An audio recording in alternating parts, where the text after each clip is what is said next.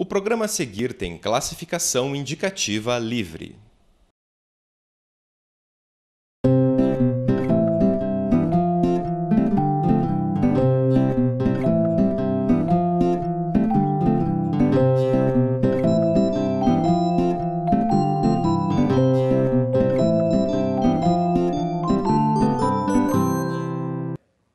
Olá, este é o programa Sem Brincadeira, onde falamos sobre crianças e adolescentes. Uma parceria do Grupo Dedica de Defesa dos Direitos da Criança e do Adolescente e da TV da Universidade Federal do Paraná. Nós vamos falar hoje sobre um tema bastante questionado que se teve durante o passado, a história da humanidade, muitas opiniões sobre ele, às vezes muito rigor nisso, depois na década de 70, 80, total liberação do ensinar a criança e hoje um tema confuso, limites.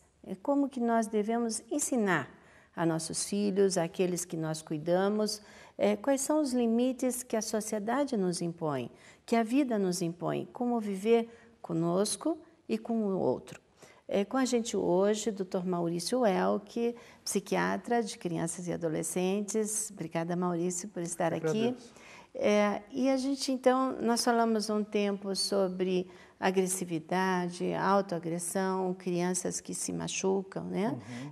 E as pessoas que nos assistem sabem que esses temas todos estão dentro do site da TV da UFPR.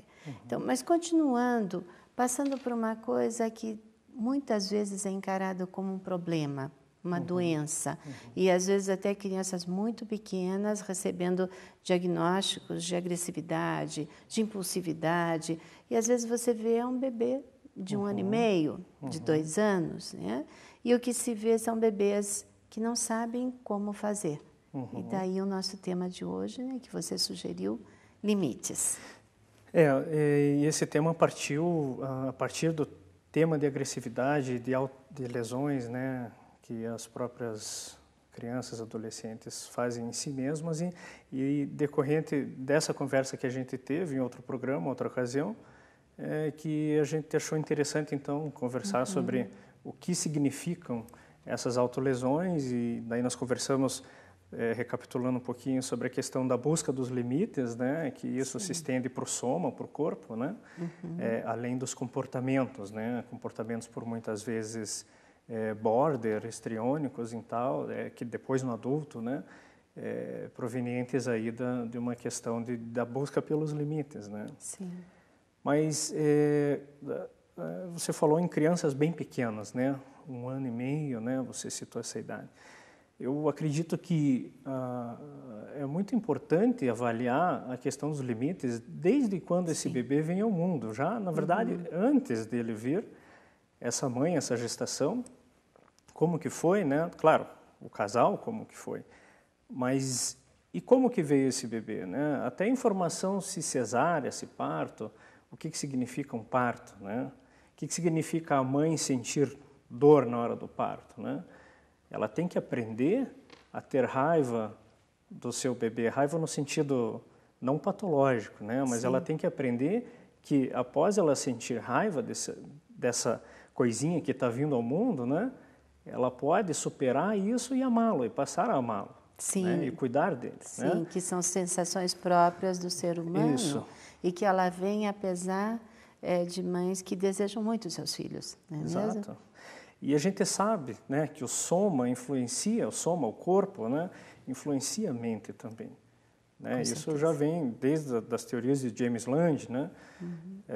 Mas, enfim, quando essa mãe sente essa dor na hora de ter o seu bebê, então ela tem que passar por todo um processo. Então, há uma diferença, né, entre cesárea e parto. Né?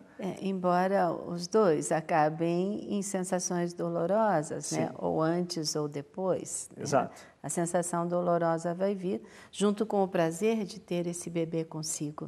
Né? Sim. É claro que cada um traz uma diferença, né? Que tipo de fantasia que não existe da cabeça, na mente dessa mãe, né? Sim. No procedimento de cesárea, por exemplo. Da onde veio essa dor? Quem fez essa dor nela? Enfim. Após isso, esse bebê ele passa por todo o processo de amamentação, estamos falando de um processo de normalidade, infelizmente não é o que acontece hoje em dia, né? Então, o bebê, quando ele vai, o mundo dele, a gente sabe, é aquele seio, né, cheio de leite que está na frente dele, e ainda enovoado, né, aquela névoa na frente dele. Então, a voracidade atrás disso é uma voracidade agressiva, né? É uma pulsão agressiva. E, de repente, essa mãe ela tem que ser capaz de suportar também essa dor, para que o bebê possa, então, a criança, depois do tempo, né, ao decorrer dos meses, possa entender que ela, apesar de ela causar algo de ruim, ela pode ser recebida novamente. Né? Então, vamos caminhando um pouquinho mais. Esse bebê, essa criança que depois começa já a dar seus primeiros passos, ele começa a observar o rosto da sua mãe, lá em torno de 1 ano e meio, você falou nessa idade, e de repente começa a perceber diferenças nesse rosto, né? Começa a perceber que esse rosto aprova e desaprova algumas coisas. Sim, até mesmo antes, né, Maurício? A gente percebe o bebê de 5, 6 meses, porque o bebê ele reage de acordo ao olhar dos pais, né? De acordo à aprovação ou não, desde muito pequeno. E os limites vão desde aí. Agora é hora de mamar, agora é hora de dormir, agora é hora de trocar. São limites que essa mãe, na maternagem, vai fazer. E, às vezes, as mães têm muitas dificuldades nisso. O pai, às vezes, tem muita dificuldade em colocar isso que é ensinar o bebê como viver nesse mundo. Né? Exato. E a gente já vê bebês de 5, 6 meses que brincam com a gente e, se a gente realmente fica sério, ele para de brincar. Né? Quer dizer, não está dando certo. Né? Então, ele vai percebendo isso desde muito cedo, não? Sim, e é uma questão de espelhamento, né? A gente poderia até explicar isso através da neurobiologia mesmo, né? Sim. O espelhamento, eles chamam neurônios espelhos, né? Um grupo de neurônios que é responsável por esse fenômeno do ser humano. Então, é interessante refletir como ficaria, então, essa questão do espelhamento de, por exemplo, uma mãe que não consegue olhar para o seu filho, que não consegue cuidar do seu filho, que não está presente e não está espelhando a sua afeição e a sua rotina para esse bebê, né? Então aí já começam então essas disrupções na questão dos limites. Né? Provavelmente é uma mãe que, quando essa criança estiver já maiorzinha, perto dos 2 anos, no seu sensório motor ainda, já mudando de fase, nesse momento é muito importante essa questão já ter sido, entre aspas, resolvida, né? Claro, ela precisa ser mantida, mas ela tem que ter tido essa etapa, a criança, para que possa dar sequência no desenvolvimento emocional desse bebê, né? E também na cognição, porque um influencia no outro. Então, essa criança de 2 anos, de repente, essa mãe não olha por ela, não cuida dela, e essa criança vai se acostumando com isso, de certa forma. E essa mãe, ela não delinea, ou seja, né, não bota os limites no sentido de espelhamento, né? Então, de repente, é uma criança que não sabe aonde ficam os limites do que pode e do que não pode. Sim, né? Porque não lhe é dito. Né? Sim. E é impressionante como as pessoas hoje exigem tanto dos bebês, no sentido que ele tem que saber. Então, Sim. ele tem que saber que com 1 ano e meio ele vai num restaurante e ele tem que ficar quieto numa cadeira. É impossível, né? Um bebê ter esse comportamento. E também nós temos aí o papel do pai, né? Que viria como aquele que também traria os limites, não no sentido antigo, aquele que chega em casa e dá bronca, mas naquele que está ensinando, né? Não domesticando, mas exatamente ensinando. E nós temos que ensinar muitas vezes um bebê, porque ele tem pouca memória, ele não faz relação de causa e efeito, então ele se machuca e vai lá se machucar de novo, né? E esse espelhamento que você fala é muito legal no sentido quando se percebe que existem mães e pais que não sentem prazer em cuidar dos seus filhos. Não estamos aqui para criticar esses pais e mães, mas sim para alertá-los, né, que isso precisa ser visto, por que não? E se por acaso sentirem ou alguém fala para uma família dessas algo assim, olha, né, vocês não estão dando a devida atenção ao seu filho, à sua filha, então que busque uma ajuda, uma orientação profissional também, né? Sim. Mas essa questão que você falou do pai, né, é bastante interessante, porque o pai passa por fases, né, na vida de um bebê. Porque quando esse pai, durante a gestação e os primeiros meses de vida, está presente, o papel dele, na verdade, é dar condições para que essa mãe faça o papel dela. Sim. Né? Então, ele é quem vai lá fora trazer o que é necessário, ele é que vai dar a condição confortável para essa mãe. Isso dentro de uma normalidade. Depois que entra o papel desse pai, então, de lapidar esses limites no sentido mais desenvolvido um pouquinho na psique desse bebê, né? Sim, dar o apoio emocional para essa mãe, né? Exato. Porque é uma fase complicada para uma mulher, especialmente no primeiro bebê, que ela deixa de ser mulher para ser mulher e mãe, e essa transição não é fácil assim, né? Sim.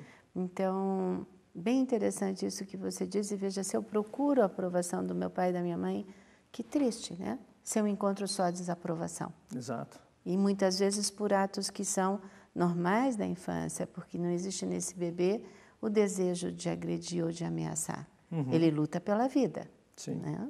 Você concorda com isso? Não, concordo plenamente. E gostaria de acrescentar assim, né, que esse bebê, numa idade mais avançada, essa criança, ela vai estar naturalmente dentro do contexto da iniciação na vida, né? De tudo isso que a gente falou, ela vai ter um ambiente em que ela vai até o limite em que ela aprendeu, né? Então, se ela não teve limites na formação da sua mente, do seu cérebro, né? Ela vai extrapolar aqueles limites, às vezes, que são os limites sociais, e muitas vezes isso pode ser chamado de diversos nomes, né? Mas não é incomum, eu até ia deixar para o outro bloco, mas vou dizer assim, só para daí a gente puxar isso depois.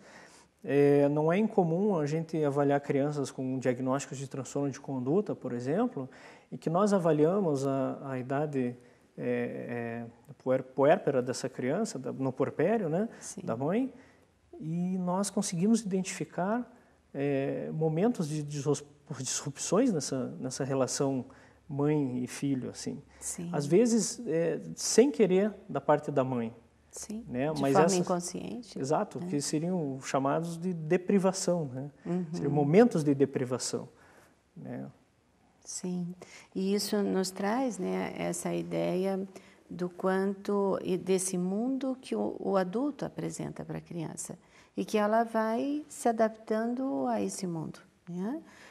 Hoje, com muitas crianças já fora de casa desde muito cedo, então nós temos outros adultos entrando na formação da estrutura de personalidade desse bebê, às vezes aos 4 meses, 6 meses, 10 meses. Mas os pais não podem esquecer que a sua palavra é a definitiva, não é mesmo? Sim. Eu acho que é interessante trazer alguns exemplos assim até da nossa vida prática, né, na nossa prática clínica, para ilustrar um pouco assim, né, como que isso acontece, como que a gente observa, né? Então, eu tive a oportunidade, dá tempo ainda de... Acho que nós vamos fazer uma pausa, tá, né? Aí você conta todo o exemplo no segundo bloco, pode ser? Ok, ótimo. Então, nós voltamos já já com o nosso tema limites. Até já.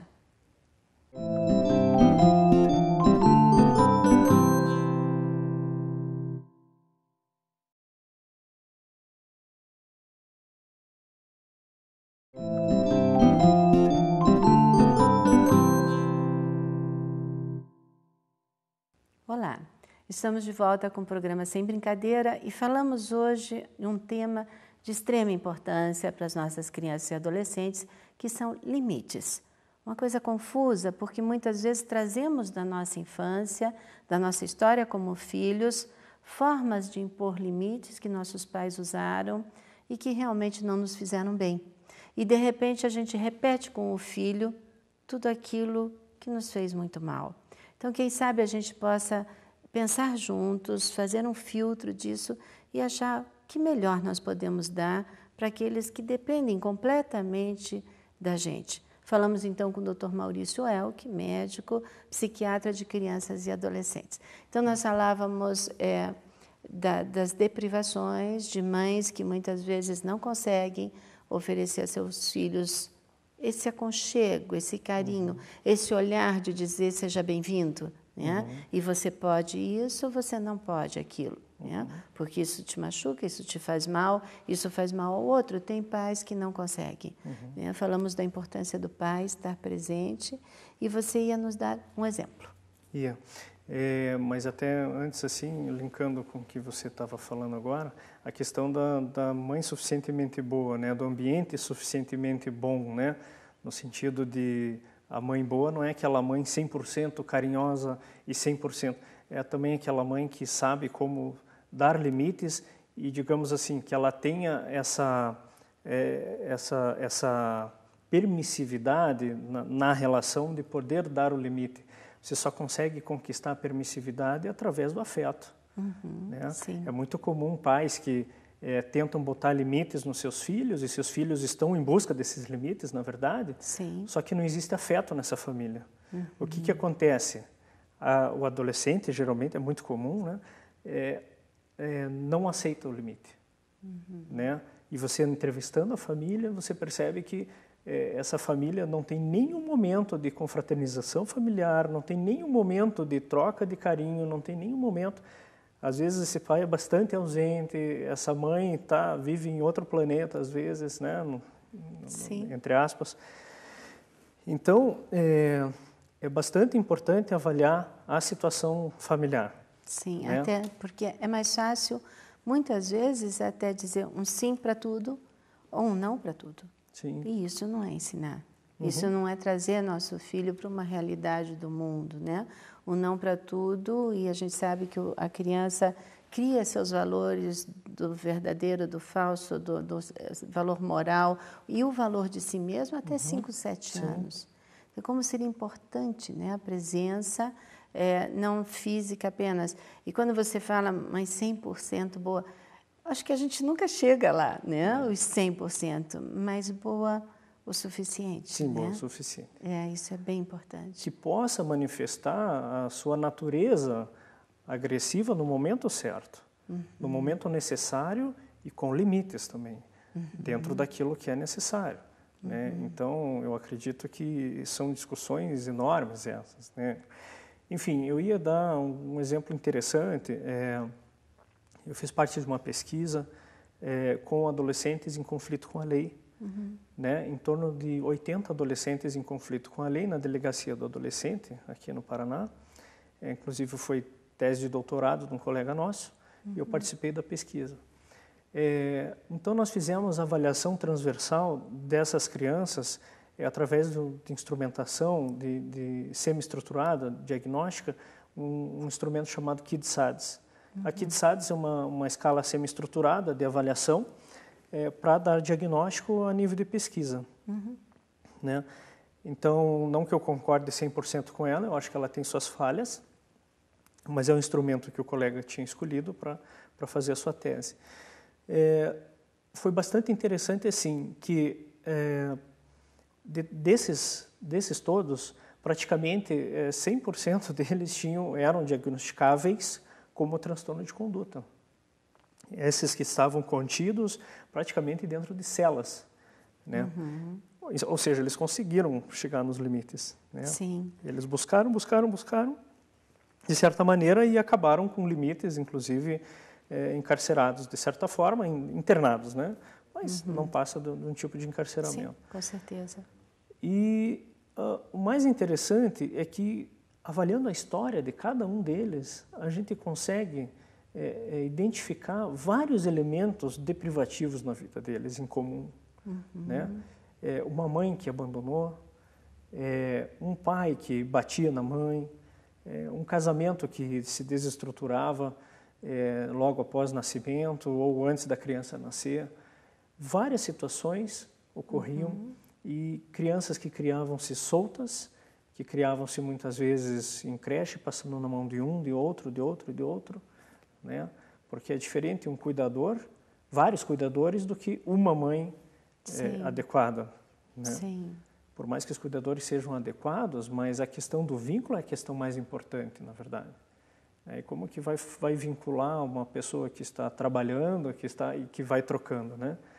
Acho que isso é o pior, né? E sempre, como psicanalista, como pediatra, eu insisto muito para os berçários que pelo menos essa criança tenha uma figura de cuidadora principal, para que ela possa fazer esse vínculo com o mundo adulto, né? Senão ela não faz a imagem desse que protege. E que os pais continuem presentes, porque eles também vão reforçar.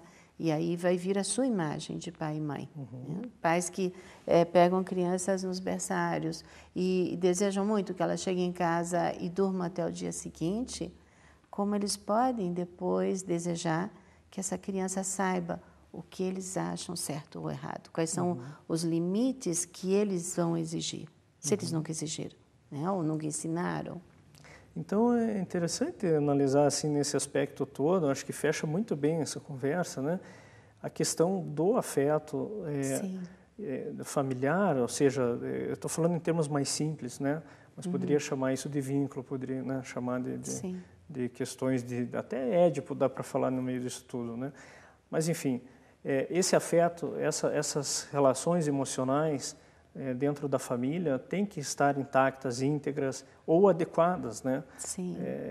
E isso é uma coisa tão difícil no mundo de hoje, né? Poder cultivar e molhar essa plantinha, né? Para que ela cresça de uma maneira adequada. Outro exemplo que eu ia falar linka com a nossa última aula do ano passado. Aula não, estou acostumada a dar aula. A nossa no último conversa. Sim. Que nós estávamos falando então de busca, quer dizer, de crianças que se cortam, de adolescentes que se cortam, né? E uma situação bastante comum para quem não assistiu o outro programa, que ano passado, ano retrasado, a gente tem visto acontecer com muita frequência e chegar muito aos nossos consultórios. Independente de classe social, é uma situação muito preocupante. Também nesses adolescentes, principalmente, se nós formos buscar a história de vida deles, a gente vai conseguir encontrar vários elementos, assim como eu expliquei na outra questão da conduta. A sensação que me dá é que a busca de limites natural da pessoa, ela pode ir por diversos caminhos. Um deles, a questão da conduta, por exemplo, né? Do desvio de comportamento, né? Outro deles, a questão da autoagressão.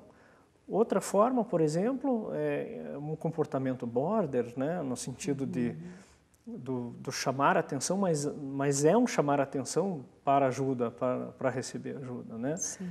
Outra questão é o uso de drogas, por exemplo, né? De substâncias. Também é a busca de um certo limite. E até, Maurício, né? Essas crianças que crescem vendo no olhar dos pais sempre uma desaprovação. Aquele que daí ele vai crescer se sentindo incômodo. E não é raro você ver um pai e uma mãe dizer, e eles não sabem o peso da palavra, pô, você só incomoda, não sei por que você nasceu, né? E dizem, né? Ou depois que você nasceu, a minha vida ficou muito complicada. São pesos enormes e que levam uma culpa pela infelicidade dos pais. E que, na verdade, veio deles, não é mesmo?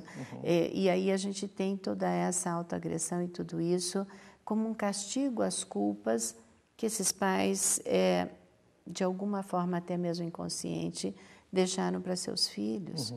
Acho que um alarme muito importante é isso. Quando eu não tenho o prazer de cuidar do meu filho, daquele que é fruto de um desejo meu, o que está acontecendo? Por que eu não me divirto com as brincadeiras que são lindas das crianças, né? Eles fazem besteira? Claro. Né? Eles não sabem as normas, né? O que nós temos que fazer para viver no mundo. Você concorda? Concordo plenamente. Eu tenho um caso até assim bem prático para relatar. Eu tenho uma criança que eu cuido, ela está com 12 anos, e o pai teve essa criança depois de uma certa idade e já teve outros filhos, 3 filhos antes dessa criança. e o pai não tem mais paciência nenhuma, nem a mãe, para cuidar dessa criança. E é nítido que nessa situação em específica, esse é o problema central. Sim. Então, essa criança começa a dar problema na escola, começa a desviar da questão do estudo, não tem vontade de estudar. Ela tem comportamentos aversos, então ela é opositiva, né? Na verdade, o que acontece é exatamente o que nós estávamos falando, né? O afeto aí que não está existindo e a disponibilidade, nesse caso desses pais em específico, não está acontecendo. E o interessante é que nenhum outro filho teve problema. E parece que o casal, assim, ele não está indo muito bem, Sim. sabe? E quem está segurando esse elefante branco nas costas é esse menino, que está ocupando um certo lugar aí, que precisa ser melhor analisado, claro, mas nessa relação desse casal. Por isso que eu não estou condenando o casal. Eles foram muito eficientes nos cuidados, inclusive eles são todos, Sim. seus filhos vivem muito bem, são muito bem de saúde mental. Mas, então, se alguma coisa está diferente, então que tem que buscar ajuda, como esse casal fez. Sim. Né? Então, chega o menino para mim, mas eu já encaminhei o casal para uma terapia de casal com um profissional capacitado para isso, para identificar qual seria a melhor via para atingir esse problema. Né? Sim, e que lugar essa criança está ocupando. Exato. Né? A gente está no final do nosso programa, acho que poderíamos terminar, Maurício, deixando esse recado, né? Quando queremos um filho, que lugar nós vamos dar para ele? E por que não nos prepararmos, né? Como a gente prepara para dirigir um carro, por que não nos prepararmos para poder dirigir bem a vida dessa criança, que é totalmente nossa responsabilidade. E nós não podemos dizer que, surpresa, ele não obedece. Né? E um outro recado é que se algum dos telespectadores se perguntar, né, perguntar a si mesmo, mas será que eu estou dando amor suficiente? Será que eu estou cuidando o suficiente? Se esforce para cuidar mais, para dar mais amor ainda. Né? Na dúvida, se questionou, então faça mais. Né? E se está com dificuldade, busque ajuda. Né? Sim, com certeza. Eu te agradeço. Eu agradeço aos que nos acompanharam, o programa Sem Brincadeira. Todos os nossos programas ficam no site da TV da UFPR e a gente convida você a visitar esses programas até para ter uma continuidade da nossa fala. E pensem, que lugar nós estamos dando das nossas vidas para os nossos filhos? O que eles vão ser depende de nós. Eu agradeço muito a atenção de vocês e a gente volta na próxima semana com um novo tema do Sem Brincadeira. Até lá!